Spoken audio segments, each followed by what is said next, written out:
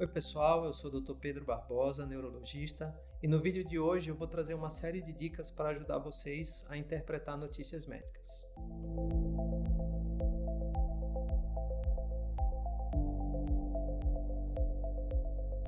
Quem nunca se deparou na internet ou algum outro meio de comunicação com alguma notícia muito boa para ser verdade? Ou então alguma notícia com viés sensacionalista? Pensando nisso e considerando também a quantidade de informação de má qualidade na internet, hoje eu vou trazer para vocês algumas dicas de como interpretar notícias médicas, principalmente notícias sobre estudos científicos ou informações médicas de modo geral. A ideia é trazer um guia prático com 7 passos para ajudar vocês a interpretar notícias que vocês se deparam no dia a dia. Bom, a primeira dica é lembrar-se dos vieses cognitivos. O que é um viés cognitivo? É uma forma de pensar que não necessariamente é objetiva e pode ser influenciada por várias coisas, tanto pela nossa forma de educação, quanto pela nossa forma de pensar, como pelas nossas próprias crenças ou nosso conhecimento prévio. Um tipo de viés cognitivo muito comum é o viés de confirmação, que é aquele viés onde você só leva em conta as informações que estão de acordo com o que você pensa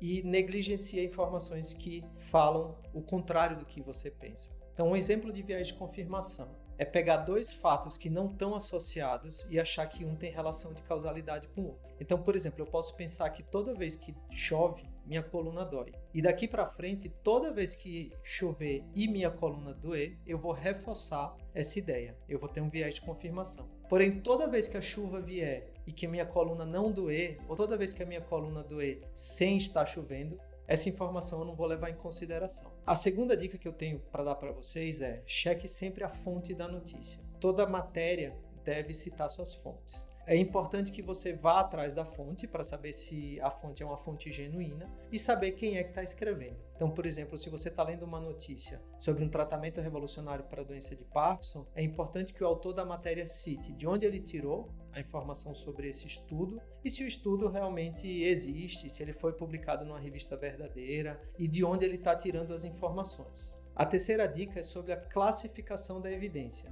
ou seja, 2 informações sobre um determinado assunto têm o mesmo valor? Bom, no método científico nós temos uma coisa chamada de pirâmide de hierarquia das evidências. E o que é que isso significa? Significa que alguns tipos de estudo têm mais valor do que outros tipos de estudo. Em breve eu pretendo trazer outros temas para ajudar vocês a entenderem melhor os tipos de estudo científico, mas no topo da pirâmide da hierarquia de evidências existem os estudos clínicos randomizados e controlados. E o que é isso? Por exemplo, se eu quero saber se um remédio é eficaz para uma determinada doença, eu preciso testar esse remédio contra uma substância que não tem atividade, um placebo. Esse estudo tem que ser randomizado, ou seja, os pacientes que vão receber a substância ativa e o placebo têm que ser colocados em cada grupo de forma aleatória e, idealmente, os pacientes não devem saber se eles estão tomando placebo, a substância ativa, e nem o pesquisador que vai fazer a avaliação desses pacientes. Isso é um estudo clínico, randomizado, controlado com placebo e duplo cego, porque nem os pacientes nem os pesquisadores sabem quais remédios eles estão usando. Esse é o nível maior de evidência para testar se uma medicação ou se uma intervenção ela é eficaz. Nem sempre é possível fazer esse tipo de estudo.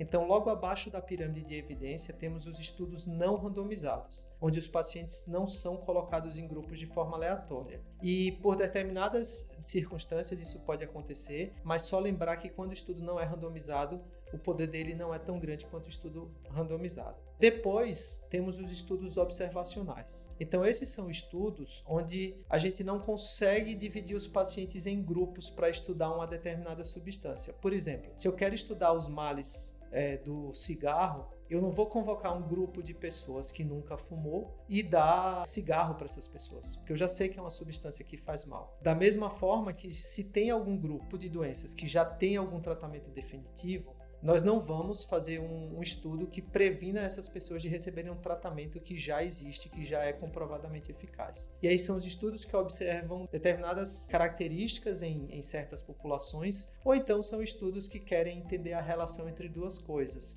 e aí são estudos que apenas observam ou examinam grandes populações para atender a relação entre causa e efeito entre determinados fatores. Depois, em quarto lugar na pirâmide de evidência, vem os relatos de caso. Então é aquele relato que, por exemplo, uma equipe de pesquisadores fala, ó, esse paciente tinha essa doença rara, eu usei esse remédio e ele melhorou esse aspecto. Então, como são casos normalmente envolvendo poucos pacientes, ou então na maioria das vezes um só, e não são randomizados, duplos cegos nem controlados, a qualidade da evidência é mais baixa. E por último, nós temos a experiência clínica ou opinião de especialista. Então, sabemos que quando não existem estudos para mostrar que um tratamento é eficaz, ou não existem estudos observacionais, não existem relatos de caso, nós podemos recorrer à opinião de especialista ou experiência clínica. Mas como essa experiência ela é baseada apenas em experiência e não em estudos objetivos, ela é o nível mais baixo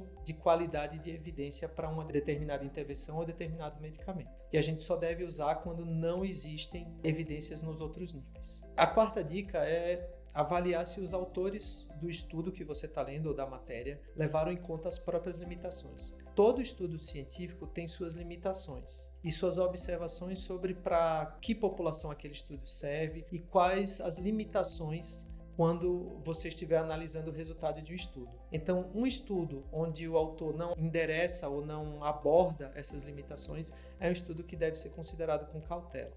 A próxima dica é desconfie de descobertas mirabolantes e cuidado com clickbaits. Então, existe uma competição acirrada pela nossa atenção, principalmente online. Então, todo tipo de manchete pode ser usada para tentar captar sua atenção ou captar o seu clique. Como que você pode se proteger desse tipo de ação? Primeiro é ter uma mente mais crítica ou cética, né? E pensar, por exemplo, que se tem uma descoberta tão mirabolante que esse site aqui está me oferecendo, por que será que ela está relatada nesse pequeno site aqui da internet? Por que não está em todos os veículos de notícia? Porque ela está sendo aqui repassada num grupo de WhatsApp ou de mídia social.